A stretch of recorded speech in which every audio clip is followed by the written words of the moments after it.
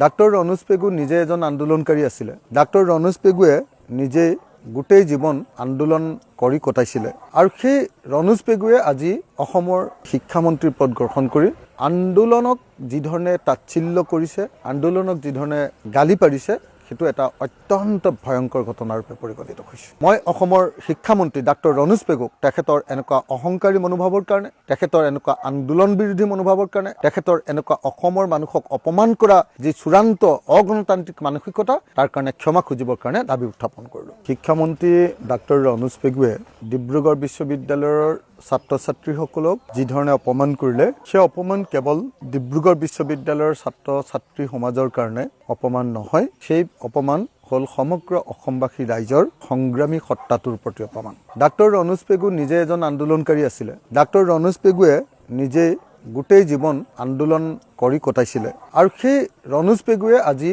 অসমৰ শিক্ষামন্ত্ৰীৰ পদ গ্ৰহণ কৰি আন্দোলনক যি ধৰণে তাচ্ছিল্য কৰিছে, আন্দোলনক যি ধৰণে গালি পাৰিছে, সেইটো এটা অত্যন্ত ভয়ংকৰ ঘটনাৰ ৰূপে পৰিগণিত হৈছে। প্ৰথম কথা, ডাক্তৰ ৰনোজ পেগুৱে অসম চৰকাৰৰ দৃষ্টিভংগী প্ৰকাশ কৰি কৈছে যে আন্দোলন কৰা মানুহক কেতিয়াও অসম চৰকাৰে মানি নলয়। তাৰ অৰ্থটো হ'ল বিজেপি আৰু RSS চৰকাৰখন এখন ফেচিষ্ট অগণতান্ত্ৰিক চৰকাৰ।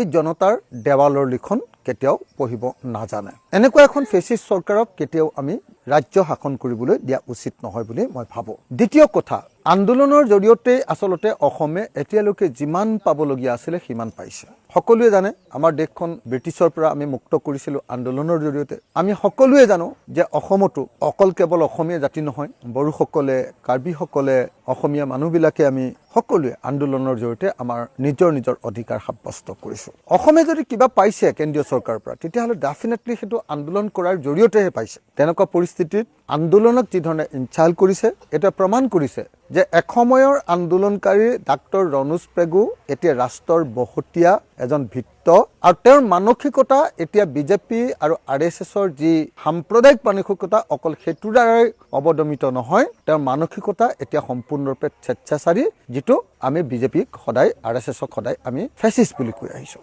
মই অসম চৰকাৰৰ ওচৰত দাবী জনাইছোঁ যে অতি সোনকালে ডিব্ৰুগড় বিশ্ববিদ্যালয়ৰ ছাত্ৰ ছাত্ৰীসকলৰ দাবী মানি ল'ব লাগে। অসমৰ মুখ্যমন্ত্ৰীয়ে যি কথা কৈছে, তেওঁলোকে ইমান বেছি কাম কৰে, ইমান ৰেছপঞ্চিভ চৰকাৰ, যে এই চৰকাৰৰ ওচৰত আন্দোলন কৰিলে কাম পিছুৱাইহে যায়। তো এইটো এটা অত্যন্ত গণ্ডগোলীয়া কথা। অসমৰ মুখ্যমন্ত্ৰীয়ে অগণতান্ত্ৰিক হৈছে। তেওঁ যোৱা 25 বছৰ শাসনত থাকি তেওঁ অসমৰ মানুহক নমনা হৈ গৈছে। গতিকে এই মুখ্যমন্ত্ৰীজনক এটা শিক্ষা দিয়াটো অত্যন্ত জৰুৰী হৈ পৰিছে আৰু সেইকাৰণে এই মুহূৰ্তত মই অসমৰ সকলো সচেতন ছাত্ৰ সমাজ আৰু অসমবাসী ৰাইজক আহ্বান জনাইছোঁ যে আমি সকলোৱে ডিব্ৰুগড় বিশ্ববিদ্যালয়ৰ ছাত্ৰ ছাত্ৰীসকলৰ পক্ষত থিয় দিব লাগে আৰু ডিব্ৰুগড় বিশ্ববিদ্যালয়ৰ ছাত্ৰ ছাত্ৰীসকলৰ যি মাচুল বৃদ্ধি, তাক হ্ৰাস কৰাৰ ব্যৱস্থা গ্ৰহণ কৰিব লাগে। ডিব্ৰুগড় বিশ্ববিদ্যালয়ত এনেকুৱা যে তাত বিশ্ববিদ্যালয় নামৰ বস্তুটো মোটামুটি নাইকিয়াই হৈছেগৈ। তাত গোটেই প্ৰাইভেট কোৰ্চবিলাকে আছে। এতিয়া ডিপাৰ্টমেণ্ট যেটা আছে তাতকৈ প্ৰাইভেট কোৰ্চৰ সংখ্যাটো বেছি। 87 নে 78টা ডিপাৰ্টমেণ্ট এতিয়া সেল্ফ ফাইনেন্সিং, অৰ্থাৎ ষ্টুডেণ্টে নিজে টকা দিহে পঢ়িব লাগে। আৰু তাৰ ফলস্বৰূপে কি হৈছে,